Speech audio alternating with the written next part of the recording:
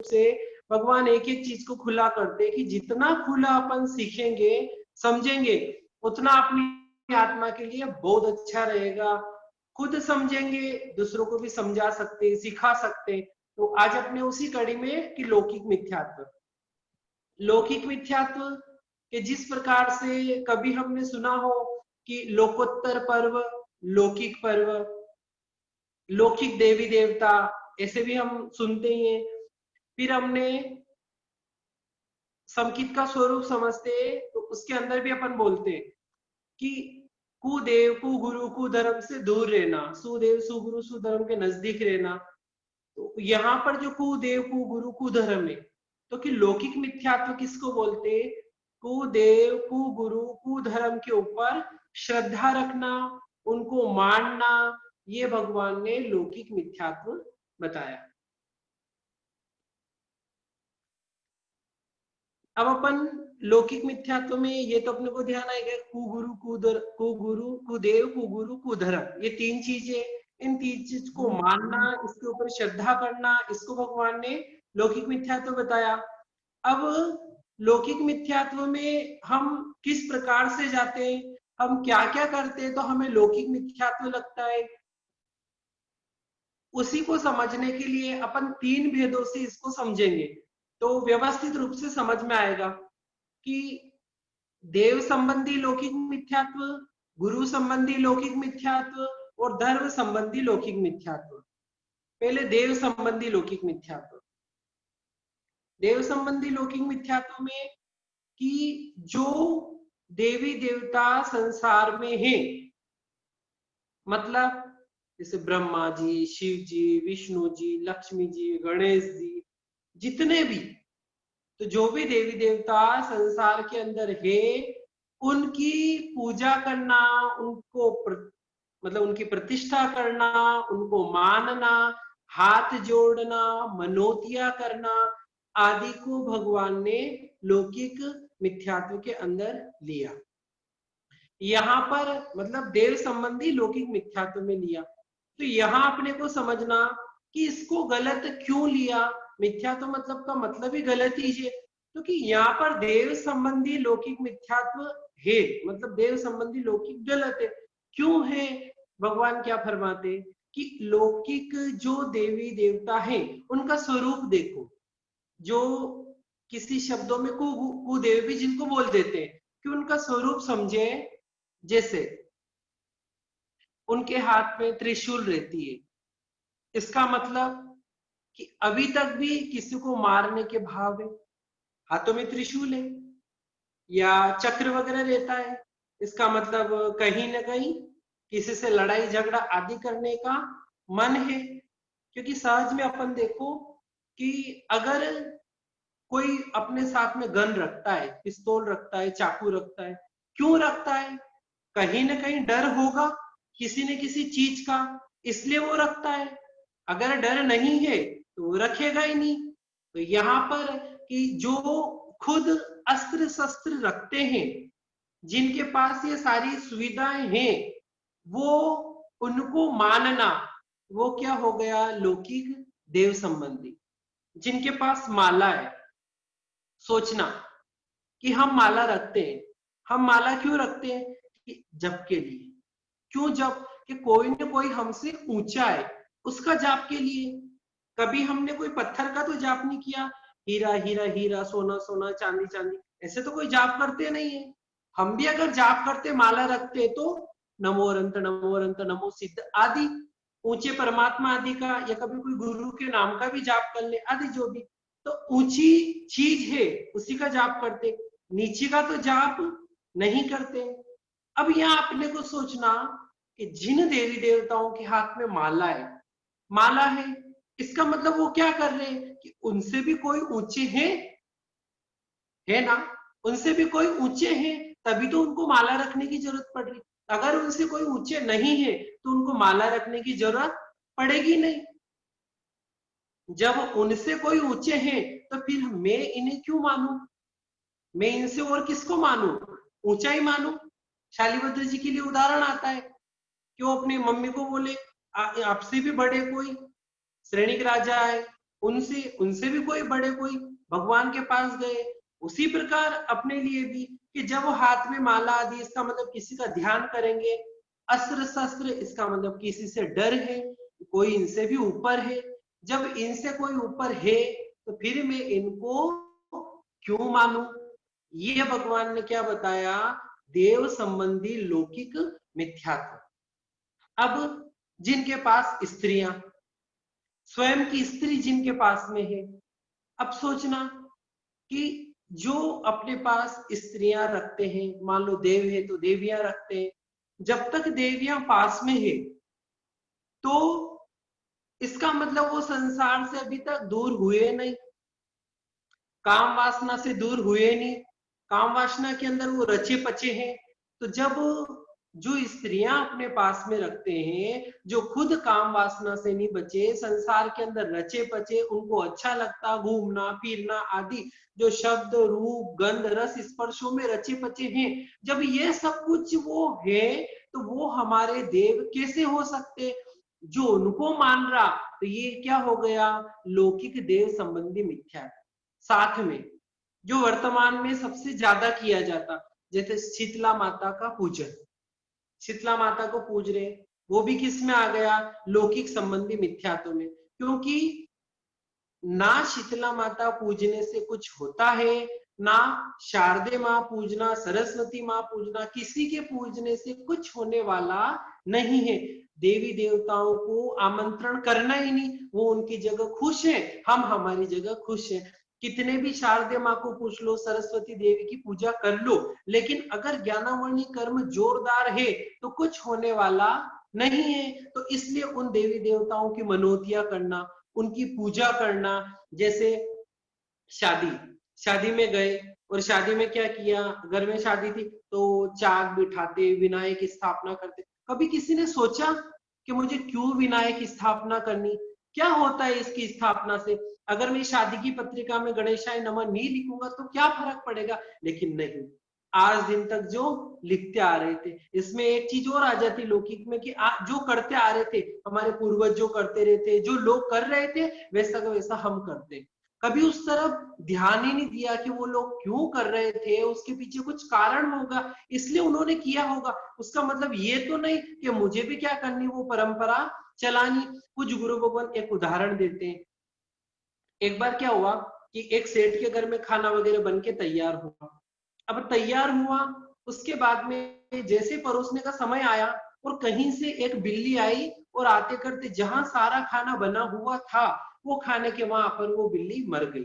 किधर से कुछ हुआ होगा, वहां आके मर गई। अब जो सेठ जी ने देखा, अरे बिल्ली मर गई, अगर कोई परोसकारी करने के लिए अंदर सामान लेने के लिए आया, ने देख लिया तो मेरे यहाँ से कुछ सामान ले जाने वाला है नहीं, कोई खाएगा नहीं कि तो बिल्ली की हत्या। तो उन्होंने क्या किया, उस बिल्ली के ऊपर जो पहले गांव में वो ठोपले रहते थे लकड़ी का, वो ठोपला उसके ऊपर रख दिया और साथ में अपना बेटा था उसको बिठा दिया उसके ऊपर। अब बेटे ने ये सब कुछ देख लिया। अब धीरे धीरे लोग सब खाना खा के निकल गए और उन्होंने उसी ठोपले में वो भरा, ऊपर से थोड़ा बहुत कचरा डाला और गांव से बाहर फेंक कर आ गए। ये सब बच्चे ने देख लिया। अब जब बड़ा हुआ, बच्चे के भी घर में कोई प्रोग्राम हुआ, तो उसने भी क्या सोचा कि सब खाना खाने के बाद में मेरे पिताजी ने क्या किया था, एक मरी हुई बिल्ली के ऊपर ये ढका था, मुझे बिठाया था, उसके बाद उन्होंने परोसकारी शुरू करवाई थी। इसका मतलब अभी ये तो मेरे घर की रीत हो गई, ये तो बाकी रह गई। तो उसने क्या किया, इधर उधर ढूंढने लगा। लोग आए कि टाइम हो रहा, परोसकारी कराओ। अरे अरे रुको रुको, कि अब क्या है? तो कोई उनके परिवार के कोई वृद्ध होंगे, तो उनको बोला कि मेरे पिताजी ने एक मरी हुई बिल्ली के ऊपर ऐसा ढका था, तो मुझे भी एक बिल्ली लानी, उसको मारना है, फिर उसके ऊपर ढकना है, फिर जाके शुरू करेंगे परोसकारी। तो कोई समझदार था, उन्होंने वो समझा के बात को वही खत्म किया। पर अपने को तो ये देखना कि जैसे हमारे पूर्वज कर रहे थे, इसलिए हमें वो गणेश जी की पूजा करते थे, वो लक्ष्मी पूजा करते थे, इसलिए हमें भी क्या करनी, लक्ष्मी पूजा। कभी सोचा कि क्या वास्तव में लक्ष्मी जी की पूजा करने से लक्ष्मी आएगी? आज वर्तमान में देखो क्या जोर शोर से भजन गाते ने, भजन मंडली बनाते ने, इकट्ठे होते ने, नाचते ने, गाते ने। ऐसा भी देखने में आया इतने सालों से जो जहां था ना, वो कितने सालों से भजन मंडली सब कुछ कर रहा, कुछ भी ऊपर नहीं उठा, जहां था वहीं का वहीं। तो इसका मतलब अपने को लक्ष्य क्या, कि एक ही चीज, कि मुझे ऐसे गुरु को मानना, ऐसे भगवान को मानना, ऐसे देव को मानना जो मुझे ऊपर उठावे। तो इस प्रकार से अगर इन लौकिक देवी देवताओं को मानते हैं, तो वो किसके अंदर, देवगत लौकिक मिथ्यात्व। अब गुरुगत लौकिक मिथ्यात्व, देवगत हो गया, अब गुरुगत। गुरुगत लौकिक मिथ्यात्व, कि जो संसार में रचे पचे गुरु हैं, जो झूठ बोलते, जो चोरी भी कर लेते।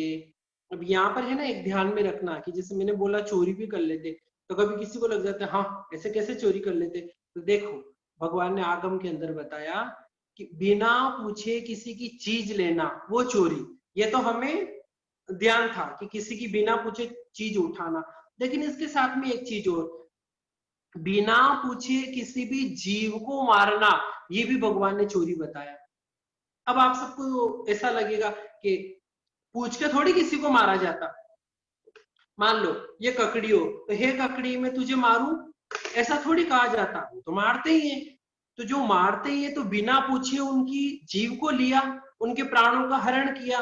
तो जैसे बिना पूछे उनके प्राणों का हरण किया, ये क्या हो गई, चोरी हो गई। जैसे अपनी भी कोई वस्तु बिना पूछे उठा ली, उसको भगवान ने चोरी बताया। तो उसी प्रकार यहाँ पर भी बिना पूछे जीवों को मारना, वो जीव की चोरी हो गई। तो पूछ के कौन मारता, इसीलिए भगवान ने बताया कि पूछ के किसी को मारा नहीं जाता, इसलिए आप मार ही नहीं सकते हो। तो जो इस प्रकार से जीवों को मारते भी है, उसको गुरु की श्रेणी में रखे, तो वो गुरुगत लौकिक मिथ्यात्व।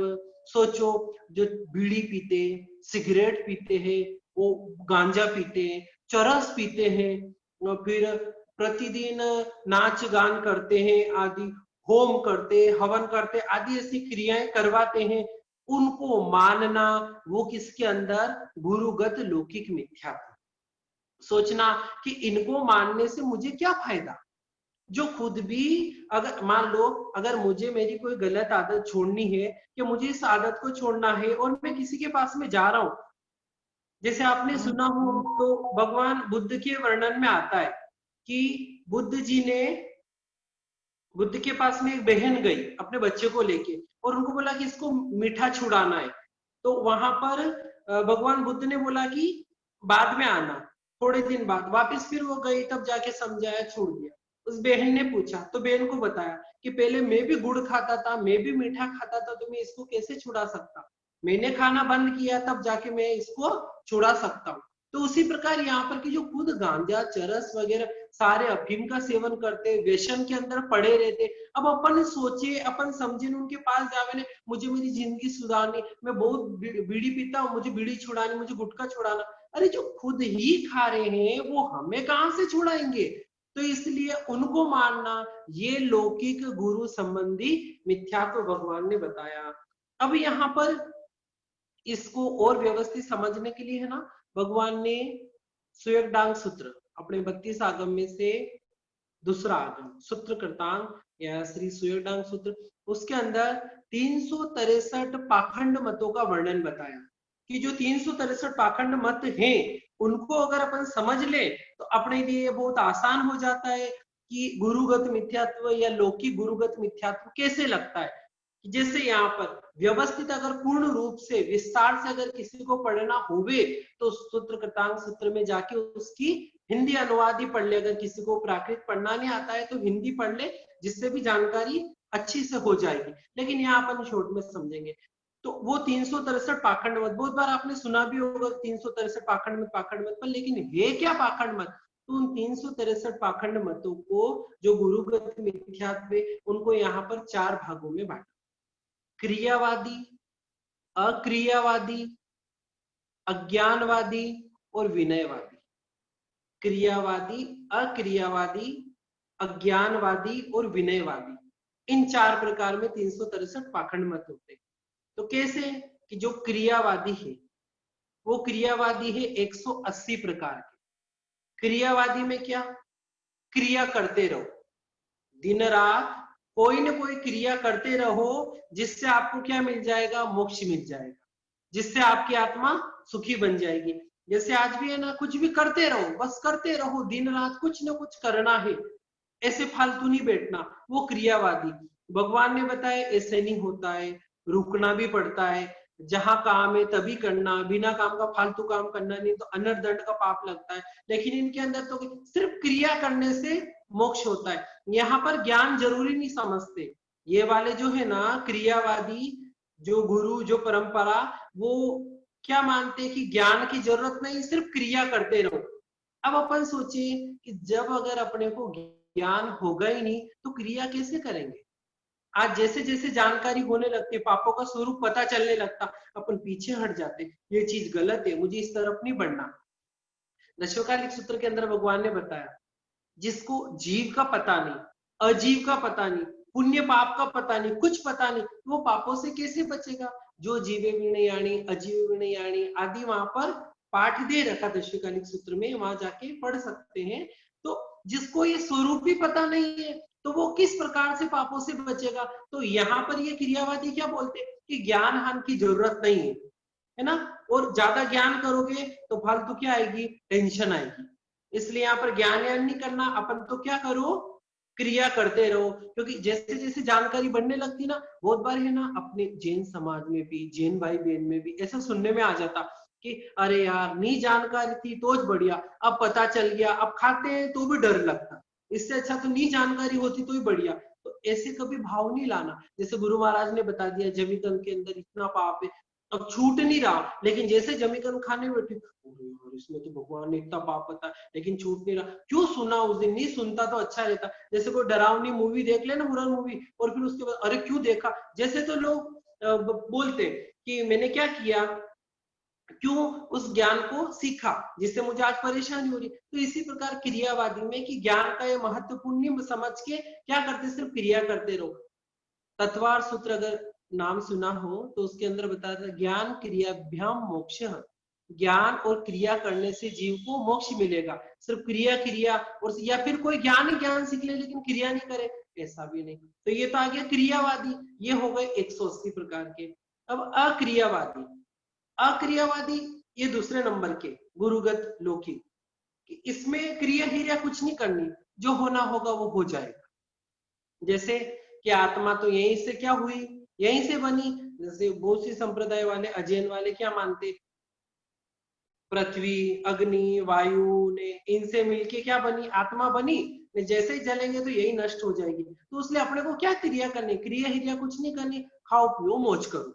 इस प्रकार से जो मानने वाले, तो ये किसमें हो गया, अक्रियावादी, कि जो क्रिया को प्रमुखता नहीं देते। ये कितने प्रकार के हो गए, 84 प्रकार के, 84। क्रियावादी, अक्रियावादी। अब आए अज्ञानवादी, ये क्या बोलते हैं कि ज्ञान सीखना ही नहीं। जैसा भी बताया ना कि ज्यादा ज्ञान सीखेंगे तो दुखदायी।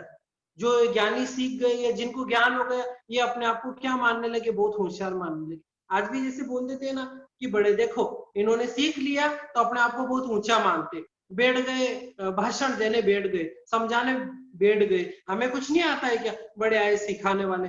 ऐसे करके उनके प्रति क्या, श्रावक की आशातना होती है।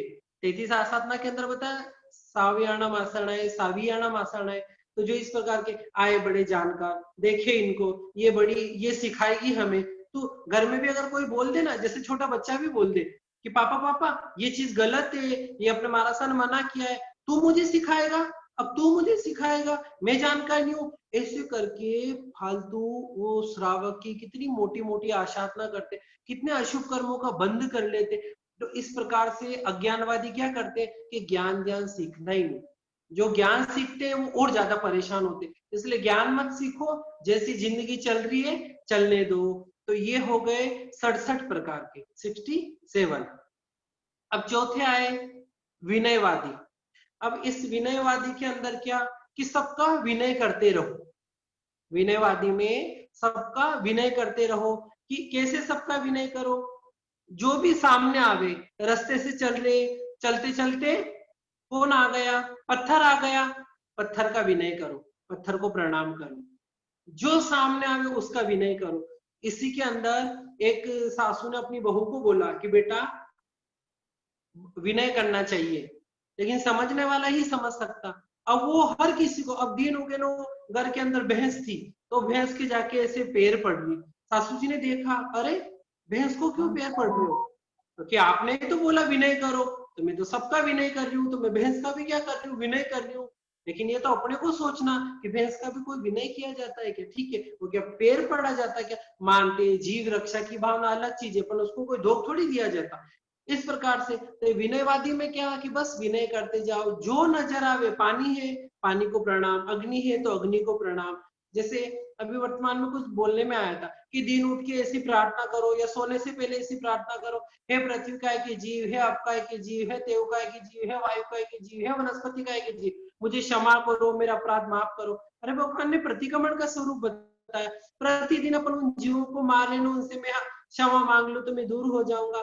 प्रतिक्रमण करे तो दूर हो सकते हैं कुछ अंशों में, लेकिन इस प्रकार से बोलना करना ये कुछ उचित नहीं लगता है।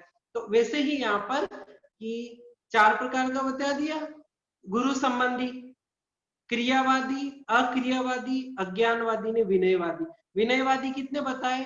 32, 32 प्रकार के, 180, 84, 67, 32, ये मिलाएंगे तो हो जाएंगे अपने 363 पाखंड मत। तो इन 363 पाखंड मत को मानता है, ऐसे कार्य करता है, तो उसको क्या लगेगा? लौकिक गुरु संबंधी मिथ्यात्व लगेगा। ठीक है, अब अपन आगे चलते हैं।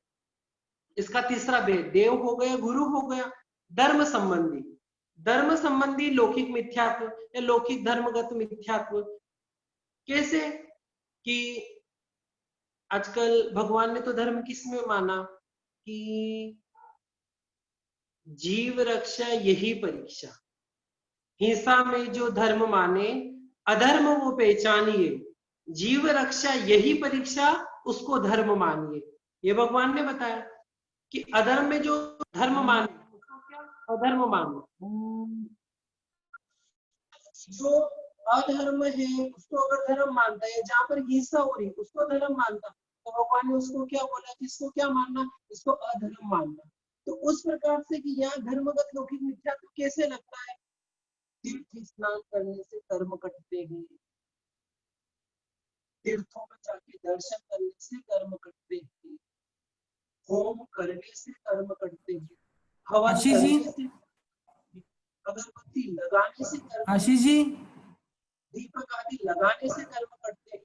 दीपक तो लगाना ही पड़ता है, बाप जी की दीपक नहीं लगाओ तो बाप जी ना रुष्ट हो जाते हैं। तीर्थों में गए, हरिद्वार गए, ने स्नान नहीं किया, ऐसा हो सकता है क्या?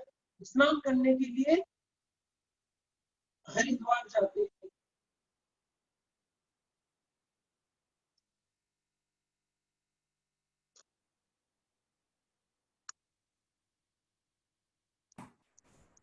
आशीष जी, आवाज आ रही है मेरी? मेरी आवाज नहीं आ रही?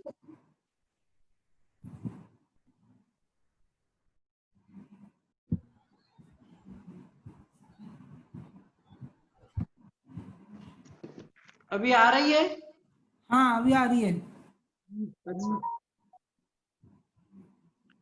तो उस प्रकार से कि देवी देवता मतलब इन तीर्थों आदि में स्नान आदि करने के लिए जाना और उसको क्या मानना, उसको धर्म मानना। तो इसको भगवान ने क्या बोला?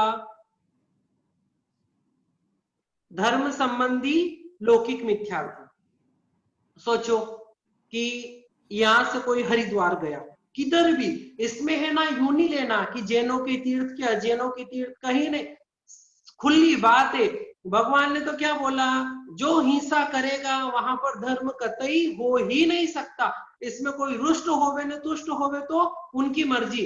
32 आगम खोल के देख ले, भगवान ने कहीं पर भी ऐसा नहीं बताया कि आप जाके वहां स्नान कर लोगे तो आपके क्या होंगे, कर्म कट जाएंगे। आज सोचे कि भगवान ने अवकाय के अंदर जीव बताए, जीवों को मार के कभी धर्म हो सकता? 3 काल में संबंधित नहीं। ज्ञाता धर्म कथा के अंदर मल्लीनाथ जी फरमा रहे, जब चोखा परिव्राजिका आई तो उनको बोला कि अगर खून के कपड़े को कोई व्यक्ति खून से ही धोवे, कभी साफ नहीं होगा।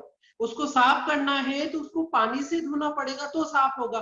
तो उसी प्रकार अपन सोचे कि कर्म बहुत किए, इनको काटना है, मैं पानी में डुबकी लगा लूं, हरिद्वार चला जाऊं, शंखेश्वर चले जाऊं, किधर भी कोई भी हो न, कहीं पर भी हो, किसी भी नदी में हो, मैं यहाँ पर जाके डुबकी लगा लूं। अब वो डुबकी लगाने जा रहा तो क्या थोड़ा सा नहीं आता कि भगवान ने एक पानी की बूंद में असंख्यात जीव बताए। अब वो वहां स्नान करता है, असंख्यात जीवों को मारता, और वो सोचे कि मेरा धर्म हो गया। कैसे हो गया? कभी भी जीवों को मार के धर्म होगा? कोई अपने को बोले कि आपने भगवान के चरणों में पुष्प चढ़ाए, जो भी चढ़ाए, इनसे इनकी सदगति होगी, तो तुम क्यों संसार में भटक रहे? तुम अपना मस्तक काट के क्या कर दो, इस मूर्ति के सामने चढ़ा दो, तो तुम्हें क्या मिल जाएगा? सदगति मिल जाएगी। पर ये संभव है? नहीं नहीं नहीं, ऐसा थोड़ी हो सकता।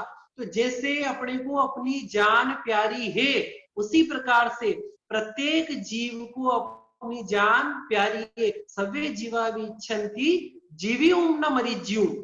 सभी जीव जीना चाहते, मरना कोई नहीं चाहता। अब बात चल रही थी कि कोई हरिद्वार आदि गया, कहीं पर भी कोई सी भी नदी, कोई भी तीर्थ क्षेत्र, कोई भी कहां भी स्नान आदि करने के लिए गया, अब कि वहां से जाके मैं पवित्र हो जाऊंगा, मेरे कर्म धुल जाएंगे। तो भगवान क्या फरमाते, उस पानी के अंदर जो रात दिन रहने वाले, कौन?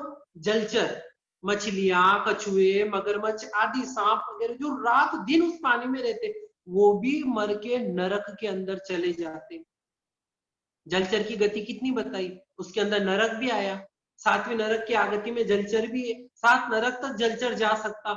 जो मछली दिन रात पानी में रह रही, उस पानी में, तीर्थ के पानी में, वो भी मर के नरक में जा सकती। तो अब सोचे कि वो पूरी दिन रात पूरा जीवन उसने वहां बिता दिया पानी में, वो भी मर के नरक में जा सकती है। और हम सोचे कि साल में 1-2 बार जाके ना तीर्थ स्नान कर लिए, जिससे मेरे कर्म कट जाएंगे।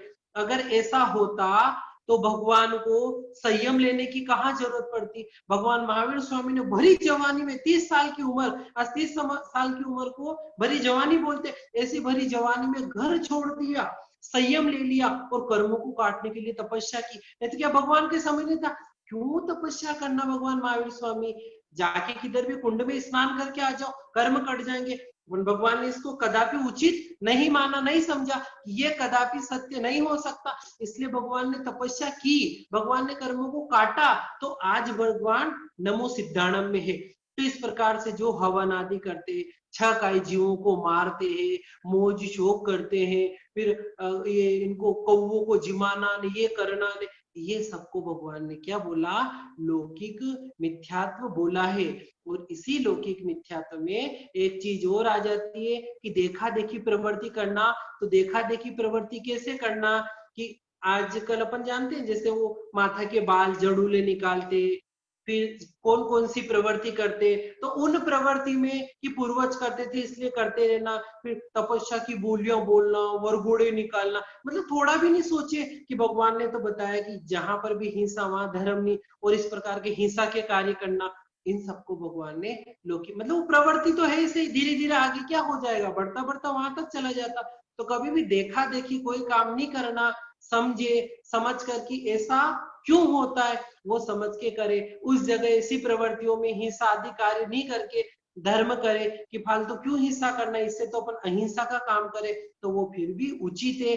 जैसे आजकल बहुत से जैन भाई बहनों के बच्चे आदि की शादियां होती है घर में, तो उन्होंने नमो गणेशाय जो भी लिखाना बंद कर दिया, महावीराय नमः लिख देते, ऋषभ देवाय नमः लिख देते। हम जैन है, हमारा जैनत्व जागृत होना ही चाहिए। तो इस प्रकार से ये लौकिक मिथ्यात्व, ये लौकिक मिथ्यात्व एक ऐसा, इसका जितना विस्तार करो उतना विस्तार होता है, लेकिन अपन इतना ही लेंगे, ये लौकिक मिथ्यात्व हो गया।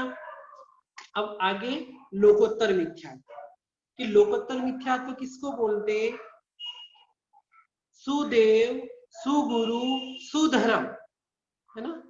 सुदेव, सुगुरु, सुधर्म का सही स्वरूप नहीं जानना, कुदेव, कुगुरु, कुधर्म पे श्रद्धा रखना, या फिर जो लोकोत्तर वस्तु दे सकते हैं उनसे लौकिक वस्तु की चाहना करना। जैसे इसको भी देव गुरु धर्म संबंधी बताया कि जैसे देव संबंधी लोकोत्तर मिथ्यात्व, एक छोटा बच्चा रहता, उस छोटे बच्चे को कोई उसके पास में जावे, एक तरफ सिक्का देवे, एक तरफ चॉकलेट्स वगैरह देवे, वो सिक्का छोड़ देगा, चॉकलेट वगैरह लेगा, खाने की चीजों को पकड़ेगा, क्योंकि उसके लिए अभी वही महत्वपूर्ण है, वो पैसे वगैरह लिए उसके लिए महत्वपूर्ण नहीं है। दूसरा, बड़ा होगा तो बड़ा समझदार बनेगा, वो चीज को नहीं लेके वो पैसा लेगा कि ये पैसा मैं ग्रहण करूंगा तो इससे तो मैं कितनी सारी गोलियां खरीद के खा सकता हूं। तो यहाँ भगवान ने क्या बताया कि लोकोत्तर मिथ्यात्व, जो हमें मोक्ष देने वाले, उनसे किसकी चाहना करना? संसार की चाहना करना, संसार की वस्तुओं की मांगनी करना, संसार की वस्तुएं लेना। जैसे एक नियाणा भी आ गए इसके अंदर, जितने भी वासुदेव रहते, पूर्वों में सारे क्या रहते? नियाणा कृत रहते, सब नियाणा वाले रहते। नियाणा निदान किसको बोलते? कि अपनी वस्तु को या सांसारिक चीजों के लिए, सांसारिक वस्तुओं के लिए धर्म को बेच देना, धर्म को दांव पे लगाना, या धर्म करना किस लिए? कि संसार की वस्तुओं के लिए, वो लोकोत्तर मिथ्यात्व। तो यहाँ सबसे पहले देव संबंधी लोकोत्तर मिथ्यात्व। देव संबंधी लोकोत्तर मिथ्यात्व में व्यक्ति क्या करता है?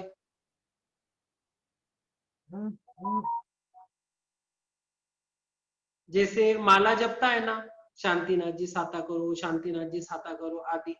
अब अपन सोचे, जो मोक्ष चले गए, अपने को मोक्ष दे सकते, उनकी वाणी को आधार मान के चलने से, उनसे क्या मांग रहे? साता मांग रहे। कौन सी साता? शरीर संबंधी, है ना। उन देव से, लोकोत्तर देव से शरीर संबंधी साता मांग रहे कि भगवान शांतिनाथ जी साता करो। एक और चीज इसके साथ में, बहुत बार लोग ऐसे, साता की जो जी श्री शांतिनाथ जी, शिव सुख दी जो जी, साता की जो जी। इसमें भी क्या मांग रहा? भगवान की स्तुति कर रहा, लेकिन यहाँ पर भी लोभ है कि भगवान मुझे साता दीजो, है ना। तो ऐसे भगवान जो मोक्ष चले गए, उनसे संसार की वस्तुओं की चाहना करना, ये देव संबंधी लोकोत्तर मिथ्यात्व। या फिर पार्श्वनाथ जी पर्चो पूरो, पार्श्वनाथ जी पर्चो पूरो, ऐसे बोलते हैं ना, ये भी देव संबंधी मिथ्यात्व। कि जो मोक्ष चले गए, उनसे संसार की वस्तुओं की चाहना करना, वो लोकोत्तर मिथ्यात्व। तो उनसे संसार की वस्तुओं की चाहना नहीं करना, जो मोक्ष देने वाले। अपनी हालत कैसे हो गई कि एक किसान जैसी। एक बार क्या हुआ, एक किसान, ये कहानी है ना, इन कहानियों को याद रखना, लिख लेना। कभी अपने घर के जो बच्चे वगैरह होवे, सुनने के इच्छुक होवे, उनको ऐसी कहानियां सुनाएंगे तो धर्म में शायद रुचि बढ़ेगी। दूसरी कहानियां सुनाने तो अपने धर्म की कहानियां सुनावे। तो इसके अंदर एक उदाहरण देके समझाने के लिए, एक सेठ जी कहीं पर जा रहे थे दूसरे गांव में। अब रास्ते में उनको भूख लगी, क्या करें? देखा आटा दाल चावल आदि सारा साथ में लेके जा रहे थे। एक व्यक्ति किसान नजर आया, खेत वगैरह फसल अच्छी खड़ी थी, गेहूं की फसल थी। अब उन्होंने सोचा इस किसान के खेत पे मैं अपना खाना ना पका लूं, खा लूं, फिर यहां से निकलूंगा।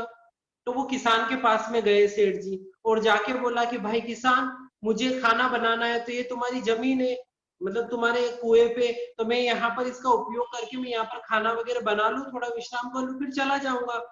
तो किसान बोला, ये तो मेरी जमीन है, मेरी धरती है, आप कैसे कर सकते हो? जैसे बहुत बार होता है ना कि अपने घर की छज्जे के बाहर अगर कोई आके बेचारे बारिश में कोई खड़े हो जावे, तो बहुत बार लोग लात देके भगाते, भागो यहाँ से, निकलो, मेरे यहाँ खड़े नहीं रहना, ये मेरी जगह है, किसी को बैठने तक नहीं देते। तो उसी प्रकार वो किसान भी, नहीं नहीं यहाँ नहीं बैठ सकते हो।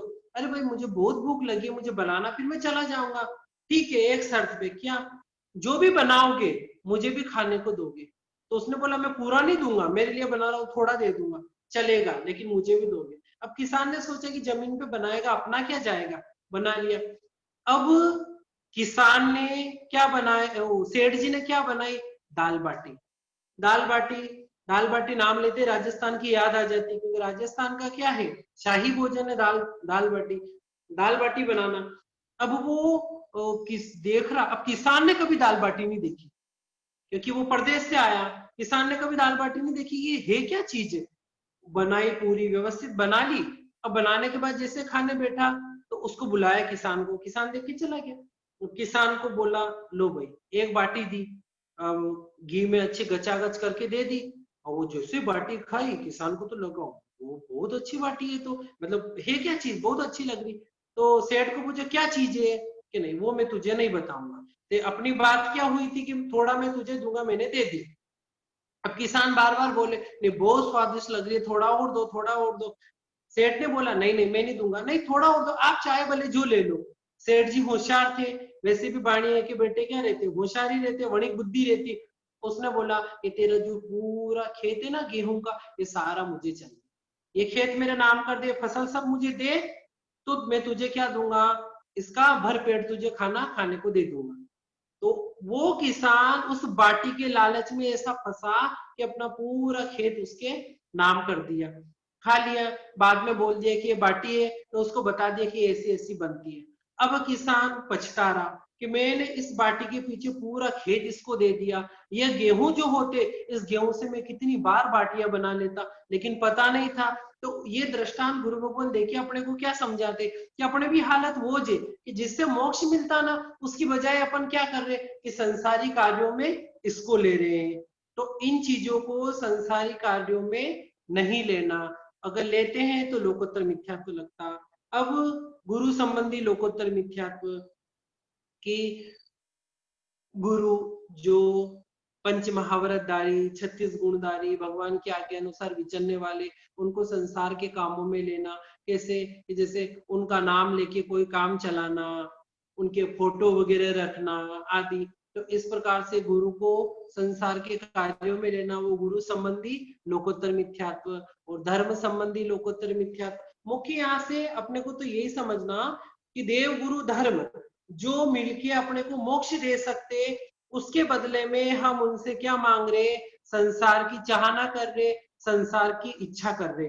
अगर ऐसा अपन करते हैं तो अपने को क्या लगता, लोकोत्तर मिथ्यात्व लगता। जैसे कहीं पर जाना है, अब घर से निकल रहे, मांगलिक सुन के जाओ, मांगलिक सुन के जाओ, क्यों मांगलिक सुन के जाना, कि अपना काम अच्छा होगा। अब उस काम अच्छे के लिए धर्म को काम में ले रहे, जबकि धर्म तो अपने को मोक्ष देने वाला, लेकिन वो छोटे मोटे काम के लिए, मतलब उस बाटी के लिए अपन क्या कर रहे हैं, धर्म को काम में ले रहे। घर बनाया नया घर, अब नया घर बनाया तो नहीं नहीं पहले जाप करो, किसका जाप करना, कि नौकार का जाप करो, तस्वीर रखेंगे जाप कराएंगे, क्यों जाप कराया, मेरे घर में शांति होगी, कोई बात नहीं जाप करा लिया। अब सोचो पति भी तेज ने पत्नी भी तेज, दोनों लड़ाकू किस्म के, दोनों लड़ाई करते, एक दूसरे की बातों को सहन नहीं कर सकते। अब कितने ही जाप करा लो, उस घर के अंदर शांति कितनी रहेगी। भगवान क्या फरमाते कि व्यक्ति जो शांत होवे, तो भले वो जाप नहीं भी करावे तो भी क्या उसके घर के अंदर शांति शांति होती है। लेकिन जहां पर कि पति पत्नी घर के मेंबर में तो कोई भी शांत नहीं है, सबकी कषाय तीव्र है, और सोचे कि मैं कितना ही जाप करा लूं, कुछ भी करा, उससे कुछ होने वाला नहीं है। धर्म भी करते हैं तो इन चीजों के लिए नहीं। अगर मैं, फिर एक बात है, तो क्या परदेश जाते समय एग्जाम देने जाना है कहीं पर भी, तो क्या मुझे मांगलिक नहीं सुननी, सुननी, मांगलिक सुननी है, लेकिन क्यों सुननी, उसके पीछे कारण अपने भावों को बदल कर मुझे मांगलिक सुननी है कि भगवान मैं एग्जाम देने जा रहा हूं, मैं धर्म मेरे हमेशा मेरे साथ में रहना चाहिए। कभी मेरे कम नंबर भी आवे, कुछ भी हो, कभी ज्यादा भी हो जावे, तो मेरा धर्म क्या समझाता है कि राग द्वेष नहीं करना, समभाव रखना। तो अब कभी कुछ हो भी जाएगा तो मैं समभाव रखूंगा, मैं गुस्सा नहीं करूंगा। आजकल देखते हैं कम नंबर आ जाते, टंग जाते, मर जाते, कुछ भी हो जाते, तो कुछ भी होगा मैं ऐसा गलत कदम नहीं उठाऊंगा। घर में भी पहले जाप आदि करा रहे, मुझसे पहले मेरे धर्म का प्रवेश, मेरे घर के अंदर हमेशा धर्म होना चाहिए, इसलिए मैं जाप करा रहा हूँ। मेरे घर में शांति वगैरह होगी इसलिए मैं जाप नहीं करा रहा हूँ, क्योंकि वो तो मैं शांत रहूंगा तो शांति अपने आप हो जाएगी। मेरे घर के, कि मुझसे भी पहले मेरा धर्म का प्रवेश, तो हमेशा मेरे घर में धर्म होना ही चाहिए। परदेश में भी जा रहे हैं तो मेरे साथ में हमेशा क्या होना चाहिए, मेरा धर्म रहना चाहिए। मैं अपने धर्म को कभी भूलू नहीं, इसलिए मुझे क्या करना, धर्म करना, या इसलिए मुझे धर्म की क्रिया करना, इसलिए मुझे मांगलिक आदि सुनना।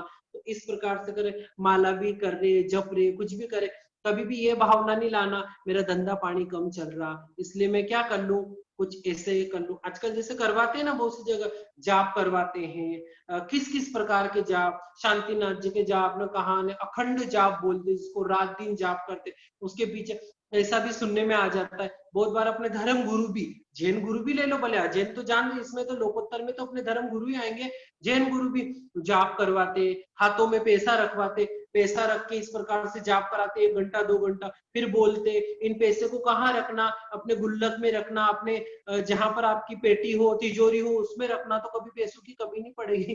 कितनी मतलब मजाक जैसा लगता। अरे मेरी पुण्यवानी होगी तो यूं ही कमी नहीं पड़ेगी, और पुण्यवानी नहीं तो मैं कितने ही भले नोट रख लूं तो भी कुछ होने वाला नहीं।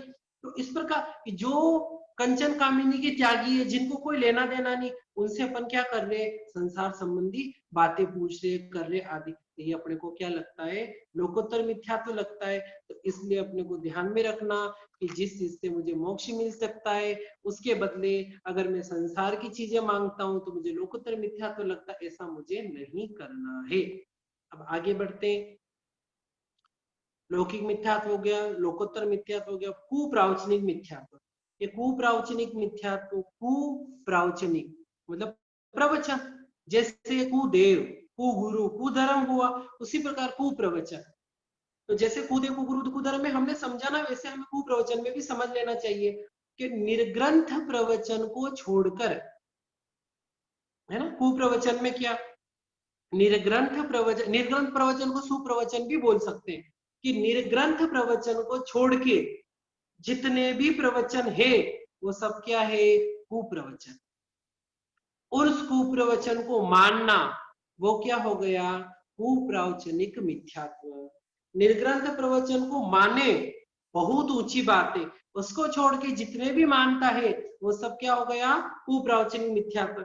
निर्ग्रंथ प्रवचन के लिए देखो, जब अपन नमो चौबीसाय बोलते, अब जो बोलते हैं मान लो कि प्रतिक्रमण के अंदर नमो चौबीसाय नहीं बोलना आदि, जो जिसकी श्रद्धा है, मेरा उसके प्रति कुछ नहीं, मैं तो ऐसे बोल रहा हूँ। जब अपने को पाठी ध्यान में नहीं होगी, नमो चौबीसाय में कितने ऊंचे ऊंचे शब्द भगवान ने दिए, अनुपम, अद्वितीय, ऐसे ऐसे धर्म की क्या किए, श्रृंगार किए धर्म के लिए, इतने ऊंचे ऊंचे शब्द बताए। तो उसी प्रकार यहाँ पर कि पता नहीं होगा तो कहाँ से जानकारी, याद करेंगे तो जानकारी बढ़ेगी। तो उसको छोड़ के जो भी, अब जो भी कौन से, कि देखो जो, जैसे गीता में क्या लिखा, वेदों के अंदर क्या लिखा, बाइबिल के अंदर क्या लिखा, गुरु ग्रंथ साहिब में क्या लिखा, ऐसे अलग अलग जितने भी प्रकार के ग्रंथ है, अन्य मान्यताओं वालों के जो ग्रंथ है, उनके अंदर क्या लिखा है उसको मानना, ये सब भगवान ने कुप्रावचनिक मिथ्यात्व बोला। अब क्यों भगवान ने कुप्रावचनिक मिथ्यात्व बोला, कभी सोचा है? देखो कि जो वेदों के अंदर अगर हमने कभी पढ़े हो वगैरह, नहीं पढ़े हो तो कभी सुना होगा, नहीं भी सुना हो तो आज सुन लेंगे। एक तरफ क्या बोलते कि ब्रह्मचर्य का पालन करने से, ब्रह्मचर्य का पालन करने से जीव को सुगति मिलती है या देव गति मिलती है। एक तरफ तो उनके वेदों के अंदर, उनके ग्रंथों के अंदर इस प्रकार का कहा जाता। तो समझ में आ गया ना कि ब्रह्मचर्य मतलब किसको बोलते हैं, कि संसार नहीं बढ़ाना, जो पति पत्नी के व्यवहार को छोड़ता है, त्यागता है, तो ब्रह्म आत्मा के अंदर ही जो विचरण करता है, विषय वासना का त्याग कर देता है, वो ब्रह्म। तो ब्रह्मचर्य के अंदर जो विचरण करता है, ब्रह्मचर्य का पालन करता है, उसको क्या मिलता है, उनके हिसाब से मोक्ष मिलता है, देवगति मिलती है। दूसरी तरफ क्या बोलते, अपुत्रस्य गतिर नास्ति, जिसके पुत्र नहीं है ना उसकी कोई गति नहीं। इसका मतलब क्या हो गया कि पहले पुत्र का जन्म करो, मतलब पुत्र को जन्म दो, क्योंकि अपुत्र, जिसके पुत्र नहीं उसकी कोई गति नहीं। इसका मतलब पहले पुत्र को जन्म देना पड़ेगा, पुत्र पैदा करना पड़ेगा, उसके बाद हमारी क्या होगी, गति होगी। अब अपन ही थोड़ा सोचे कि पहले तो क्या बोल दिया कि ब्रह्मचर्य का पालन करने से वैकुंठ मिलता, मोक्ष मिलता, देवगति मिलती, और दूसरी तरफ बोल दिया आगे कि ब्रह्म जो जिसके पुत्र नहीं उसकी कोई गति नहीं। अब दोनों का मिलाप कैसे होगा?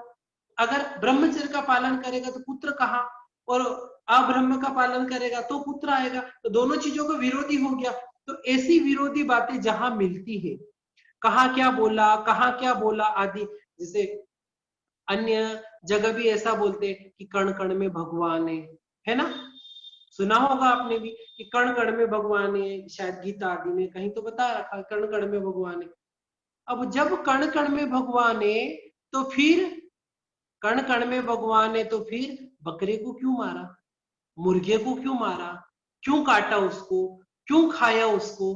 कण कण में भगवान है तो बकरे में भी भगवान है, तो तुमने किसको मार दिया, भगवान को मार दिया। अब थोड़ा सा अपनी विचार करें कि एक तरफ क्या बोलते ने, दूसरी तरफ क्या बोलते। इस प्रकार की जहां बातों का विरोधीपना होवे, वो जैन धर्म नहीं हो सकता, वो सच्चा धर्म हो ही नहीं सकता। तो उसको भगवान ने कुप्रवचनिक मिथ्या तो बोल दिया। अब सोचे कि बहुत से देवी देवताओं के सामने मुर्गे चढ़ाते, बकरियां काटते।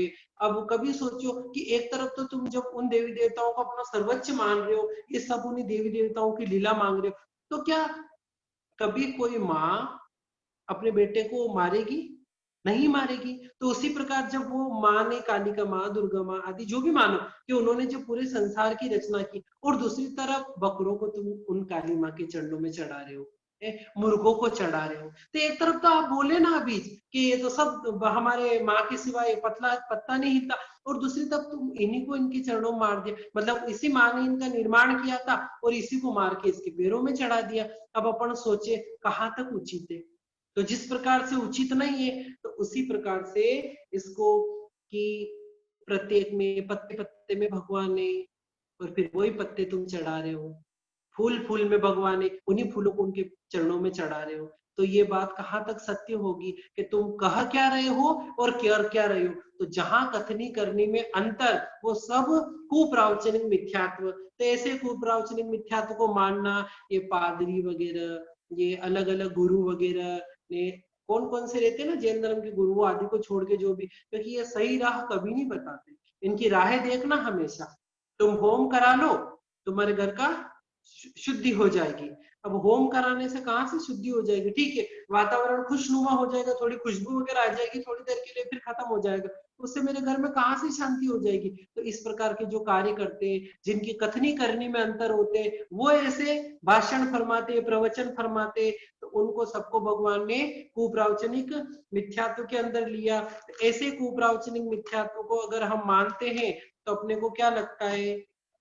दोष लगता, अनंत संसार में परिभ्रमण का कारण बनता है।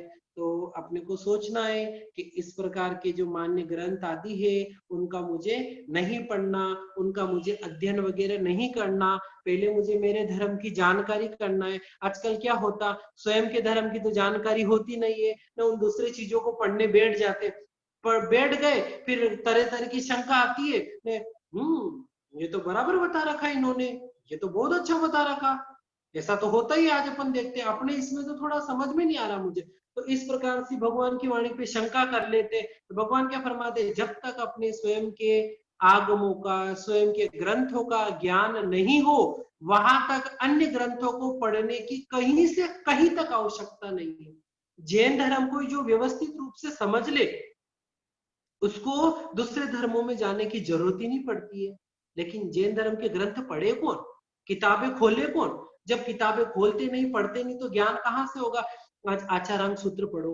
आचारांग सूत्र के पहले श्रुति स्कंद में भगवान ने कितनी ऊंची चीज बताई कि जीव हिंसा क्यों करता। जो चाहिए ना, जो बोलते हैं ना कि हमें प्रमाण चाहिए, प्रमाण चाहिए। देखो आज एक ही प्रमाण थोड़ा सा बताऊंगा, ज्यादा नहीं, मेरा समय हो रहा है, मुझे अनुव्रत भी कराना है। कि मिथ्यात्व अब अपन अगली शनिवार को करेंगे जो बाकी बच्चे। थोड़ा सोचे कि जो बोलते हैं ना प्रमाण चाहिए, वो थोड़ा विचार करें। आज अपन सोच ले कि व्यक्ति कोई होम करा रहा है, वो होम किस लिए कराता, हवन किस लिए कराता? कि सुख शांति के लिए। इसीलिए कोई जन्म मरण की मुक्ति के लिए, कोई आदि आदि कारणों के लिए कार्य करता है। यही चीज आज अपन समझ रहे। ये तो हमारे भगवान कब का आचारण सूत्र में बता के चले गए कि जीव पाप क्यों करता। उसके अंदर भगवान ने ये तक बता दिया कि मान सम्मान, पूजा, प्रतिष्ठा आदि के लिए पाप करता। आज जैसे अपन देखते हैं इस लॉकडाउन के अंदर जिन जिन की शादियां हो चुकी है, कैसे कर ली? कोई कौड़ी का खर्चा नहीं आया, ने शादियां कर ली। वही करोड़पति व्यक्ति अगर लॉकडाउन नहीं होता, कोरोना नहीं होता, शादी करते, करोड़ों का खर्चा कर देते। क्यों करोड़ों का खर्चा करते थे? मेरा मान, मान को बोलते ना गर्दन में बसता यहाँ पर, तो कि ये ऊंचा हो जाता, मैं मेरे मान के कारण मैं खर्चा नहीं करूं। अरे मेरे पास पैसा है, मैं खर्चा नहीं करूं, ऐसा हो सकता है क्या? मैं तो दिल खोल के खर्चा करूंगा। इतना कमाया किसके लिए? वो किस लिए? पूजा प्रतिष्ठा के लिए। महाराष्ट्र के अंदर एक व्यक्ति का सुनने में आया था कि उन्होंने क्या किया था, खर्चे के नाम पे गरीबों को ऐसे मकान बना बना के दे दिया। तो वास्तव में उन्होंने क्या किया, अपनी लक्ष्मी का सही उपयोग किया। तो यहाँ पर कि इस प्रकार से जहां जरूरत है वहां तो नहीं लगाया, अपनी मान सम्मान के लिए मैं अगर थोड़े में निपटा दिया तो लोग क्या बोलेंगे, अरे कैसे कंजूसाई की, इतना पैसे होते हुए भी इतने में काम कर दिया, ऐसे कर देंगे। और कभी कहाँ देना हो धर्म खाते आदि किधर भी, तो वहां अपना हाथ क्या कर लेते, पीछे हटा लेते। तो उसी प्रकार यहाँ पर भी अपने को समझना, ये चीज तो हमारे भगवान कब का बोल के चले गए कि व्यक्ति जो पूजा प्रतिष्ठा हवन फूलों की हिंसा अग्नि की हिंसा आदि करेगा, किस कारण से करेगा, कि मान प्रतिष्ठा आदि के लिए करेगा, ये भगवान ने वहां बता दिया। तो जैन धर्म तो पहले भी बताया कि सिद्धांत जो 3 काल में सिद्ध है वो सिद्धांत है, तो वो सारी बातें तो वर्तमान में सत्य हो ही रही, क्योंकि तीनों काल में सत्य है तो वर्तमान में भी सत्य होगी से। तो ये अपना आज का कुप्रावचनिक मिथ्यात्व कि इस प्रकार अन्य मिथ्यात्वों में पढ़े नहीं, अन्य धर्मों की पुस्तकें आदि पढ़े नहीं, उनको समझे नहीं, उनकी तरफ जाना नहीं, एक तरफ महाराजा का व्याख्यान होता उधर तो जाते नहीं है, न जाने कौन कौन से बाबा जोगी सन्यासी आदि व्याख्यान देते उनके व्याख्यानों में चले जाते हैं, फिर बोलते हैं हमने तो अच्छी अच्छी चीजों को ग्रहण किया, तो जो उन्होंने दूसरी कोई चीजें बताई वो कहाँ गई, दिमाग में तो बेटी से, फिर उसकी तुलना करेंगे, अरे अपने धर्म में तो ऐसा बताया उन्होंने ऐसा बताया, तो उधर गए क्यों, पहले इधर की तो जानकारी कर लो। इतना ऊंचा जैन धर्म में आज जैसे ही होता मैं जैन हूँ मैं जैन हूँ ऐसा सब कुछ तो हो गया, पर वास्तव में जैन बन के किया क्या, ऐसे कैसे कोरे कोरे चले जाएंगे। तो इसलिए पहले मुझे मेरे धर्मों की जानकारी करनी, पहले भी एक बार बताया था, प्रत्येक जैनी को इस जन्म में काल करने से पहले 4 चीजों की तो मुझे जानकारी करनी है, सामायिक प्रतिक्रमण 25 बोल 67 बोल, इन चारों को मूल अर्थ सहित मुझे कंठस्थ करना जे, और होवे तो मरने से पहले मुझे 32 आगमों का अध्ययन करना ही है। ये हो गया तो आज का अपने कुप्रावचनिक मिथ्यात्व खत्म। आज की क्लास हमारी यहीं पर खत्म होती है, 10 बजने को आइए। अब साथ में अपना अणुव्रत रह गया तो अणुव्रत लेते हैं। आज का अणुव्रत है हमारा 12वां, 11 अणुव्रत हो चुके थे।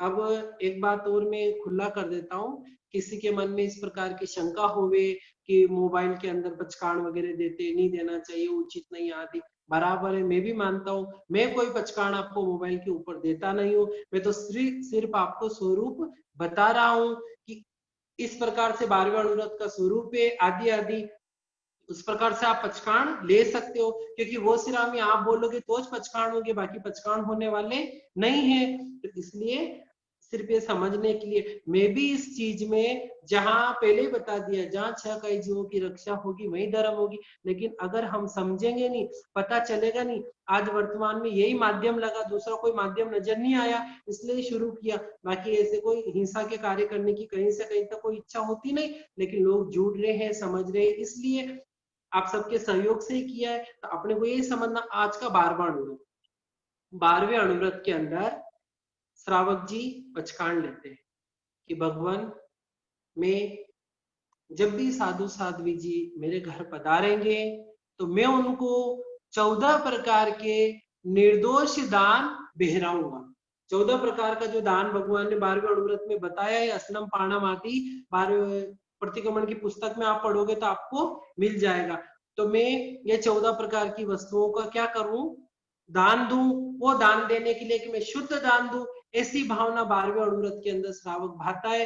तो हमें भी है कि भगवान जब भी मुझे साधु साध्वी जी का योग मिलेगा तो मैं उनको कौन सा दान दूंगा, मैं उनको निर्दोष दान दूंगा, सदोष दान नहीं दूंगा, सदोष आहार नहीं बेराऊंगा, निर्दोष आहार बेराऊंगा।